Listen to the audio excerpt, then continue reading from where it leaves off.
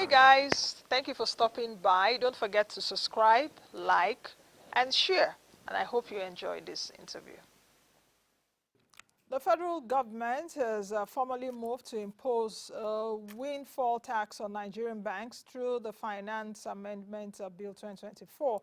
And this executive bill was submitted to the National Assembly on July 17, 2024, with an accompanying letter stating that the purpose of the bill is to fund capital infrastructure development, improve education and healthcare access, and support other public welfare initiatives. The Senate passed the bill on July 23, 2024, and it is now awaiting the President's assent. The introduction of the FX windfall tax has sparked significant controversy. The bill proposes a 50% windfall tax on Nigerian banks' realized profit from all foreign exchange transactions during the 2023 financial year. However, recent developments indicate that the Senate has increased the tax rate to 70% and adjusted the assessment period to begin from the effective date of the Forex unification policy that's from June 14 through December 31, 2025.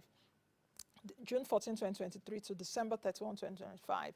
And this windfall tax initiative has been driven by government's pressing revenue challenges and the need to improve debt sustainability, despite an earlier commitment not to introduce new taxes. The Bank Directors Association of Nigeria has expressed concerns, stating that while the tax may be a response to current economic conditions, the 70% rate is excessively burdensome and ill-timed, especially given the ongoing banking recapitalization efforts. The key questions now are Nigerian banks at a critical juncture with these new regulations? Are they prepared for the future? And what role will they play in building a stronger economy? Joining me right now to discuss this and other issues are Mustafa Chike-Obi. He is the Chairman, Bank Directors Association of Nigeria. He's also the Chairman of Fidelity Bank PLC. Mr. Chike-Obi, good to see you. Good morning. Welcome. It's been a while. Good morning. Yes, it's been quite a while. It's been quite a while. How are you doing? I'm fine. I feel the pain of everybody, but everything is fine. How are you doing? I'm well. I'm good. We're also in this together, so Yes. so we're all trying Yes. to be afloat. All right. I think I should just dwell. I should just get into the nitty-gritty now. Let's take a look at the issue, the pressing issue of FX windfall tax on banks. From your board meeting on August 12th, of course, after that board meeting, there was, a statement that, of course, where you people stand. But explain to a Nigerian listening and watching us right now why your association posits that the 70% windfall tax is excessively burdensome and ill-timed. Explain to them the rationale of a windfall tax. Well, let me just start by saying that we recognize the right and the duty of both government. Well, government is three units of government, so legislature and the executive. We recognize their right to pass laws and taxes for the benefit of all. That's not the issue for us. The issue for us really was that this bill was introduced on the 16th of July, as I understand, and passed on the July 23rd of July in 1 week. It was passed in 1 week. We just feel that consultation always makes for better laws. We do not have time to react as a body. We do not have time to study it as a body. And by the time we could able to start getting ourselves to look at the things in the bill, it had already been passed. So we asked for consultation. We think that will make a better bill. I will now say that since our meeting on August 12th, I've had discussions with people in government and where the consultation has started. We hope that the input that they get from us will lead to a better law. Specifically, 70% of realized FX gains is a very difficult thing to define. There are cases where you make a book gain of FX, but it's based on a loan that may be challenged in the future. What happens if that loan turns bad and we have to take a loss on that loan? Do we get the credit? So there are a number of questions that were unanswered. And all we're saying is let's simplify it. Let's accomplish the need of government to raise revenue banks are making a lot more money than they used to. And I think that as responsible citizens, we're open to listening to how we can all work together. The problem was the speed and lack of consultation. That's really the problem for us. Okay, since your statement and since you said you're already consulting with the government, what were some of the things that your association told government officials? Well, the issues are basically the magnitude of the taxes, how it is defined so that it is clear. Look, banks are clever corporate organizations. The way it's defined right now, I think that banks will adjust and that the government may end up not getting as much money as they thought. So I think it needs to be simplified. I think it needs to, the rate is high, 70% is high. I think that we need to look at that. And also we need to look at the timing, which is we're in the middle of capital raising exercise. And I think we have to be sure that this doesn't, A, affect it and give the impression that anytime government needs money in the future, they will just go to the, it could be banks today, it could be telecoms tomorrow, it could be manufacturing the next time. So let's make sure that the parameters for imposing sudden additional taxes are well understood, the process is well understood, so that investors can be comfortable that they go through a bad period for 10 years, then they have 2 good years, and boom, there's a new tax. So we just need to clarify all those things so that everybody knows this is a one-time thing. It's going to happen occasionally, and the parameters for this happening actually. Okay, if you say that 70% is bodysome and ill-timed, what percentage, what rate is the association proposing to the government? Or are you saying scrap it entirely? We're going to say zero, but I think that government has a duty to say something. And so it's a matter of negotiation. But we understand that the rationale for it may be good. And so we'll negotiate. And I think we'll come to a landing. I think if we have the time, we can simplify it, accomplish government's objectives, use a different way that everybody understands, so nobody plays games. And we'll look at the timing. And again, this is negotiation. Let me tell you how I look at this, okay? We all have children. If you tell our children to go to bed at 9 o'clock, most children will say, but why? And you'll explain because you need to wake up early and be bright and ready to go to school. And if the child still insists that they want to watch some TV program, you say, well, daddy, mommy has said so, go to bed. That's good parenting. It's not good parenting to say to a child, go to bed, I've said so. It's good to explain first and then make the final decision. So that's how we look at ourselves. We'll explain to the government where we're coming from. We know they will end up, in the end, if we're not reasonable, tell us this is what it is, and we will obey. But we want the dialogue, we want the explanation, we want to have a discussion. Okay, how about people of the school of thought that the banks are making gigantic profits? Of course, we read all their financial statements. How can banks be making huge profits in a struggling economy? That's one. Even Femi Otedola, the chairman of FBN Holdings PLC, for example, has actually said that he supports the windfall tax on banks to help Nigeria's struggling economy.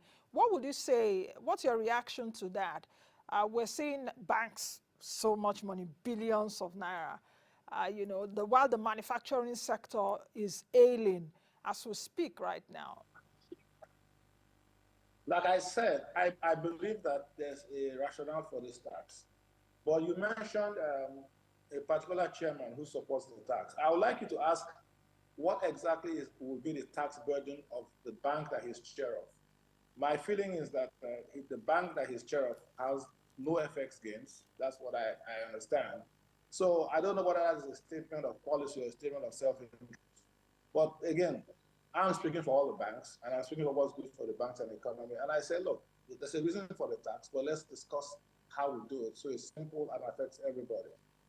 There are some large banks that have large FX gains, and there are some large banks that have none. And it will not be fair for the ones that have none, who are still declaring huge profits, to not contribute. So if people are talking about contribution, then let everybody contribute fairly and evenly. And those manufacturers that have lost money, are they going to get tax credits?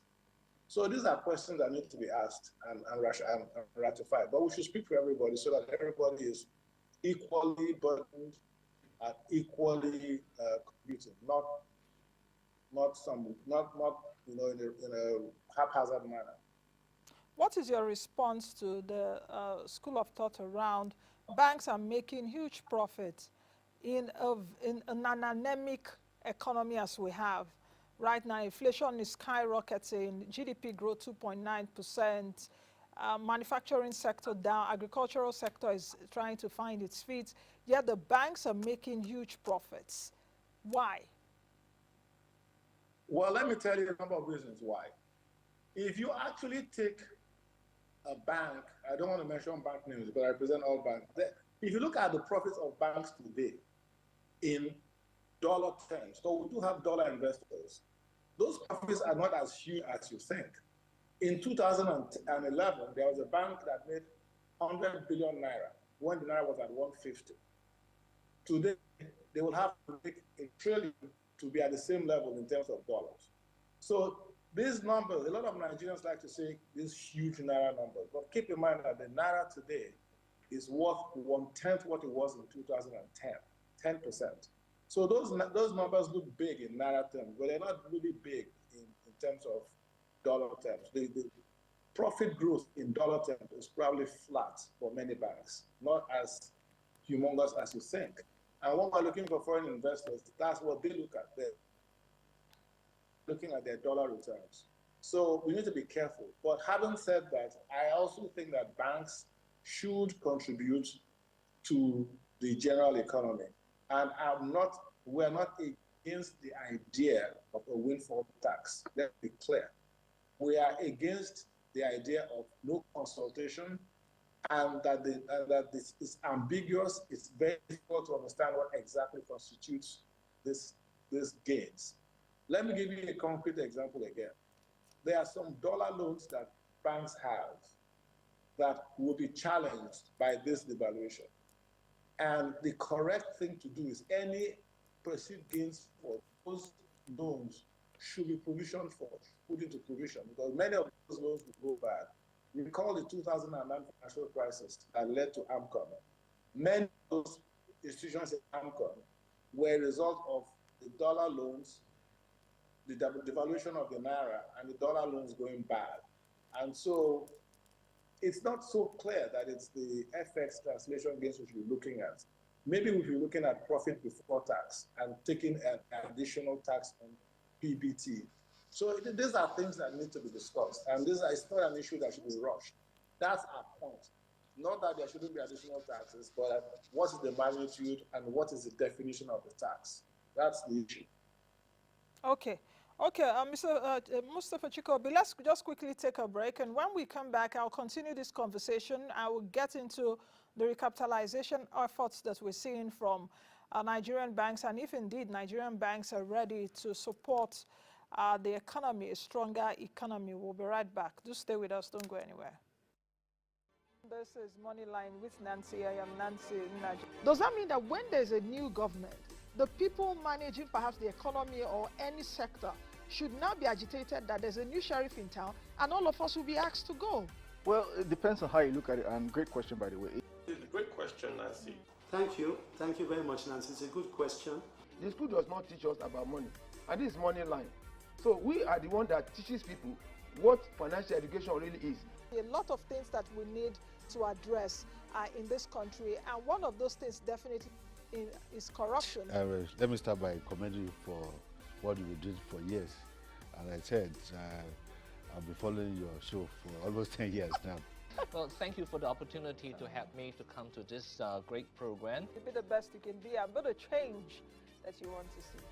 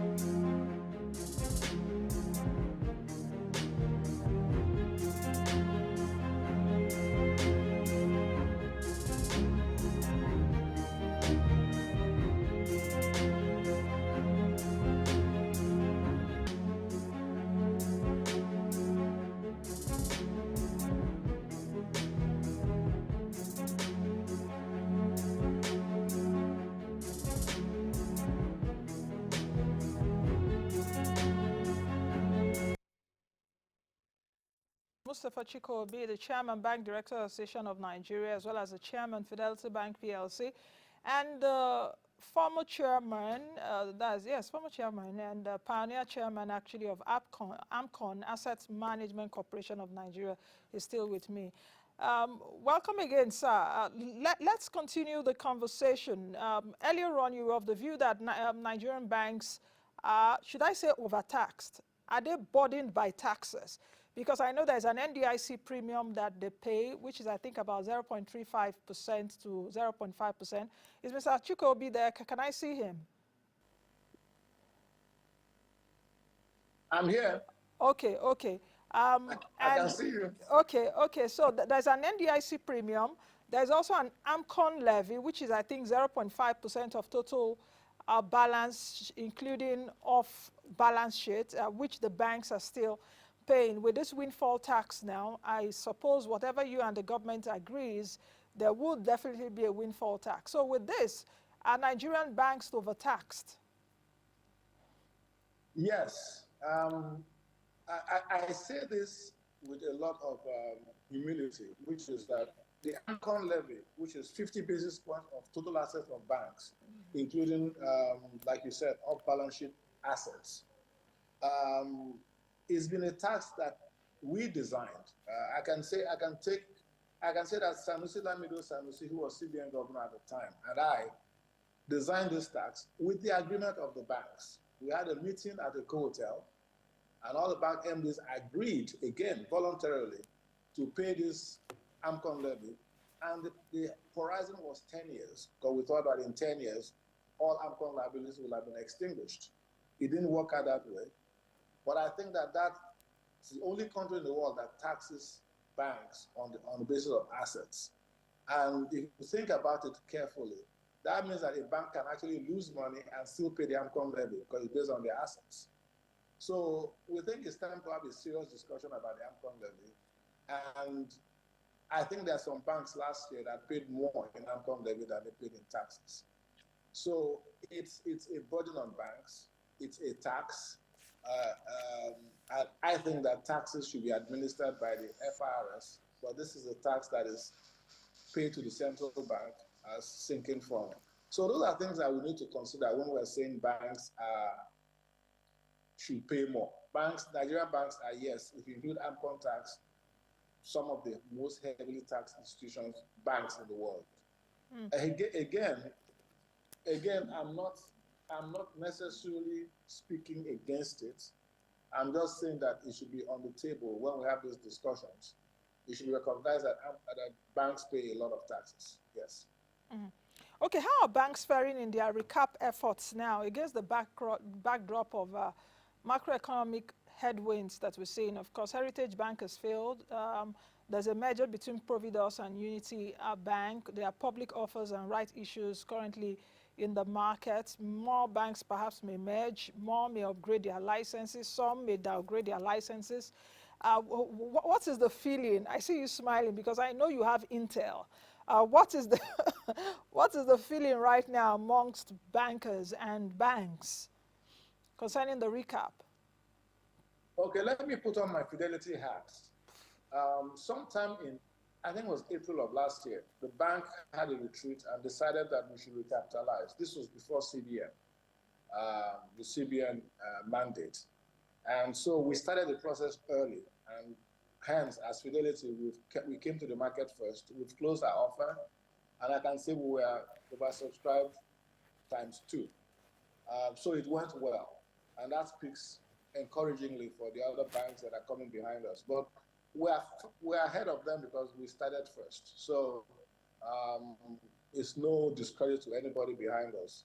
So we went well, and I think that other banks will do well in their recap efforts. But we need to recognize one thing. We will not be a $1 trillion economy in 8 years. It's impossible. It requires a GDP growth rate of 20% a year or more. And that's not going to happen. But there's good reason to recapitalize the banks. The banks need to have the necessary capital to grow the economy. But the $1 trillion thing is an illusion, and We should not base policy on illusions, but we should recapitalize, and we recognize that even before the $1 trillion talk.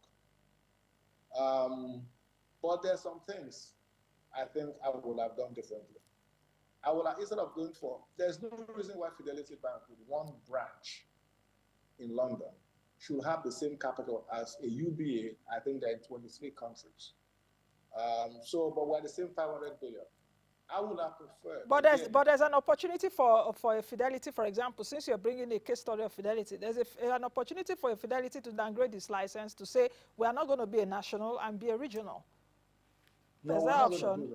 Okay. I can tell you that the board has decided that we're not going to do that. However, I will say this. I would have preferred an approach where the central bank raised the capital adequacy ratio from the current 15% to less. Then you raise capital as you get bigger.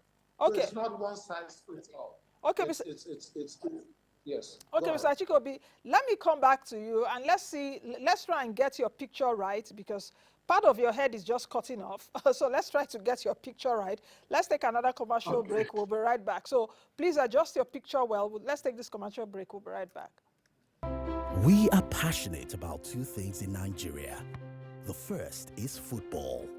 The second is our rice. And nobody celebrates like a Nigerian. So, for every goal scored, every mark made, you can be sure to always come back home to rice. Celebrate with Nigerian Premium Big Bull Rice, homegrown just like you.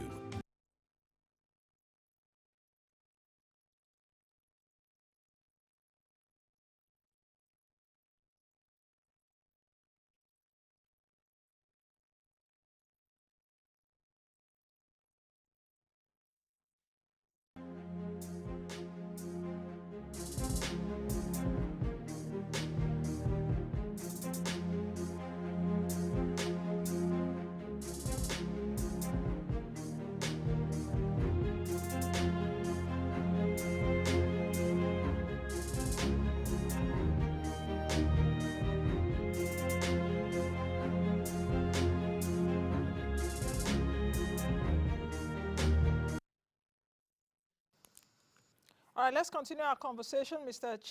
Mustafa Chike-Obi, the former MD, Chief Executive Officer of AMCON, as well as the Chairman, Bank Directors Association of Nigeria, is still with me. Mr. Chike-Obi, so would you land on your point? But while you land on your point, let me also put this, because it's a bit related. How fit are Nigerian banks right now, especially as we move? It seems there is a transition on the way. There's a hot contestation right now from non-banks, other financial activities, services that other players, tech giants, startups are giving to customers. How do you think that banks can actually manage this transition? In addition to that question, with the recap that will be ended in 2016, do you think that we will see a different kind of banking sector that will support the growth of the Nigerian sector, Nigerian businesses, in truth and in spirit? Let me put it that way, in truth and in spirit, because if you have a proposal now, you go to a bank, they will not even answer you, except you are a high net worth individual, or they see it, that they will make gains from it. How much do banks support small business initiatives to be able to grow the $1 trillion economy that Mr. President is yearning for? Like I said earlier, Nancy, we will not be at $1 trillion economy in 8 years. It's not going to happen. But we'll be a bigger economy, and banks need to capitalize to support a bigger economy, like you said. That's the thing. It's not. It will not happen.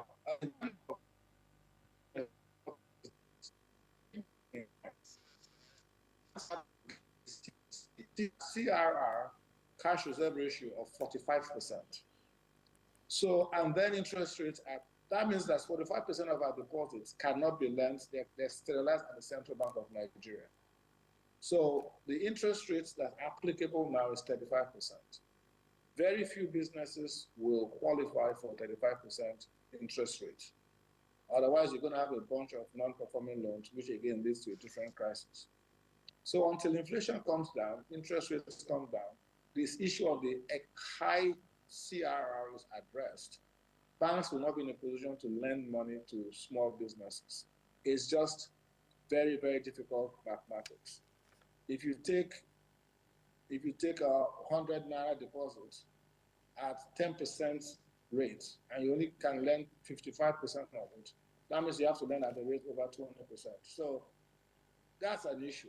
And the worst thing for the banking system is non-performing loans, not lack of growth. So if you want growth, we have to address the issue of CRR and interest rates. That's the real holdback, not capital.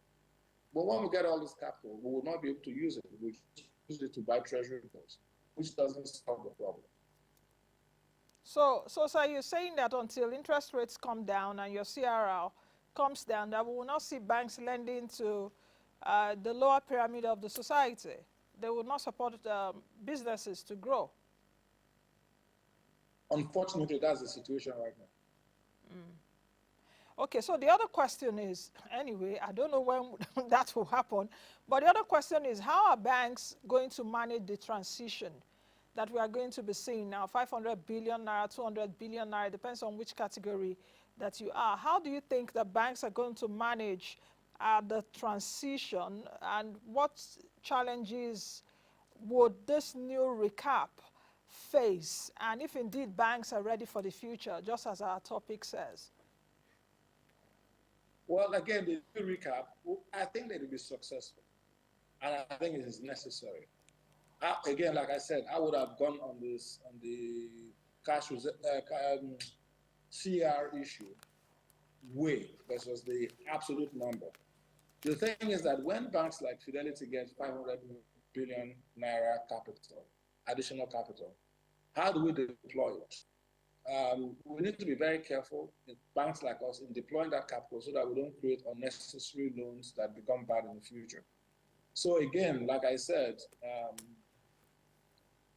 our problem now is inflation. We need to deal with it. Inflation and FX stability. Those are the major problems. And CBN is doing a fantastic job, I believe, in dealing with those two issues. Inflation ticked down last month.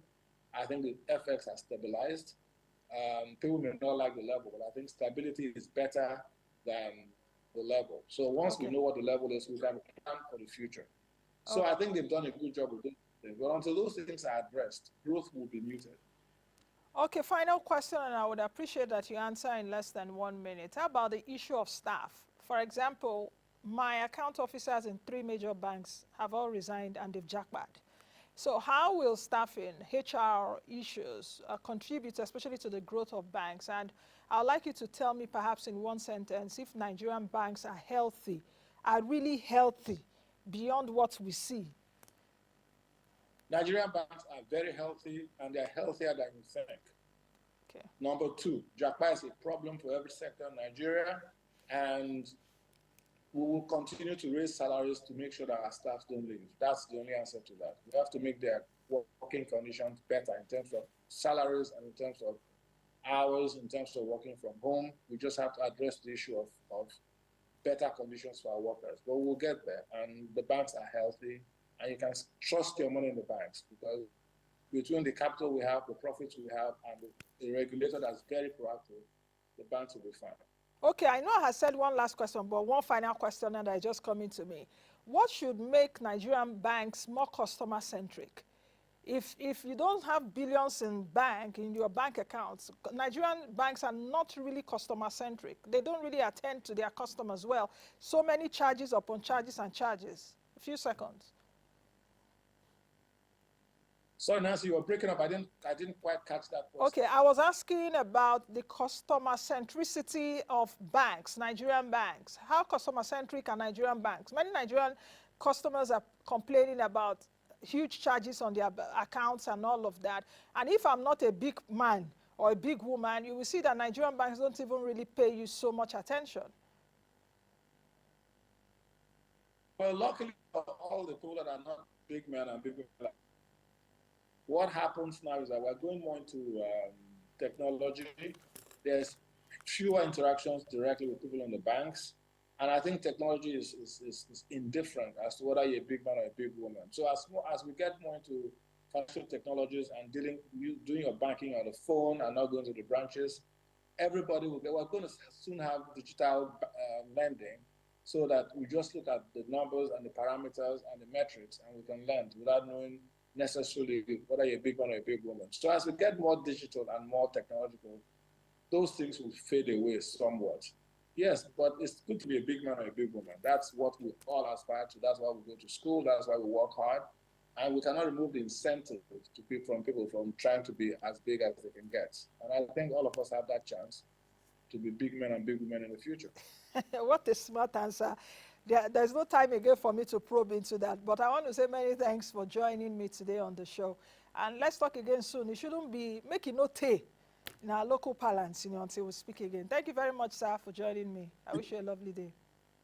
Thank you. Anytime you invite me, I'll make it. Fantastic, fantastic. All right, I've been speaking with Mr. Mustafa Chike-Obi, who is the chairman, Bank Directors Association of Nigeria. He's also the chairman of Fidelity Bank PLC and the first MD and Chief Executive Officer of Asset Management Corporation of Nigeria. That's the show today. Thank you all for watching. Please join me again tomorrow.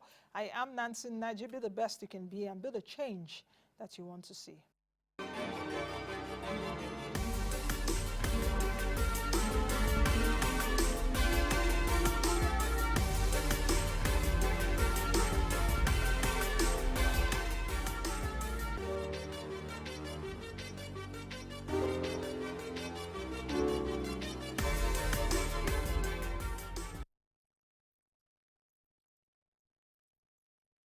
Thank you for watching. In case this is your first time watching us, thank you. Don't forget to subscribe to our YouTube channel, drop your comments as well as like, and most of all, share our content.